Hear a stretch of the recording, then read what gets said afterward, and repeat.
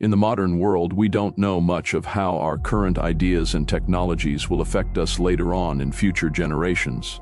But what we do know is that equality, quote-unquote, that society has been proclaiming is nothing but a farce. For instance, ask a Western world woman what rights they don't have that men do, aside from forced conscription, the legal expectation to potentially die if the state commands it. I can't think of anything else. Is that what they want? Throughout history, societies have treated their lower-class men not as citizens, but as fuel. Fuel for wars, for industries, for empires, bodies for the meat grinder. When you bring this argument to a woman, she will most of the times make it about herself and start telling you her perceived troubles, ignoring your point, or claiming something like, "I don't see you at war right now," but that misses the point entirely. The potential is always there. The potential to be called upon always lingers on. And we have to ask ourselves, is this not in actuality inequality of the highest order?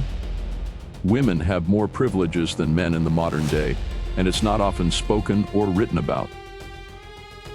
A world where one sex bears the burden of defense and disposability, while the other reaps the protection that burden provides.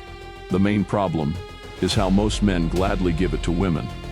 Without a second thought, women in the modern era have been taught to choose the bear over you, systematically taught to view all men as potential predators or evil. Yet these same societies expect those same men to act as their protectors, breathe their unpaid bodyguards when danger returns. How long can that contradiction sustain itself? History is filled with corpses, and the bones of men who got forgotten and discarded in battlefields with nothing more left of them but a name and a memorial, and at times, not even that, especially the further down you go back in history.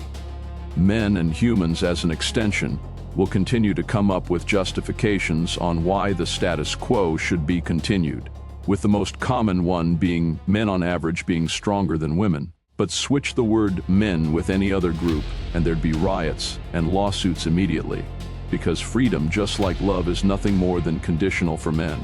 At any given time, a state can come and revoke your freedom for the greater good, quote-unquote, for causes they never chose, wars they never wanted, even defensive wars. While our perceived equals, women are free to continue to do as they please.